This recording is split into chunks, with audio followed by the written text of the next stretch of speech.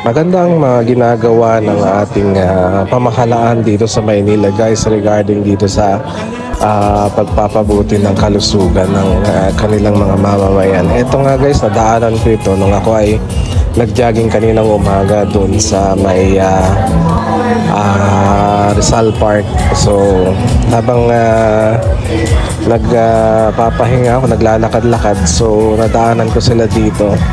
At ito yung aking nakita. At nakakatuwa nga guys kasi every Sunday ay mayroong biking, jogging, walking, running dito sa Roas Boulevard. And then ito rin ay kasama rin I think sa mga programa din ng pamahalaan ng Maynila, itong Zumba contest dito. So may contest po ito guys, ano po.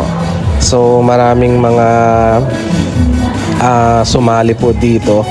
At may finals pa sila sa June 30 guys. So kung sinong available, punta tayo, panoorin natin sila guys sa maaga ito naman guys usually.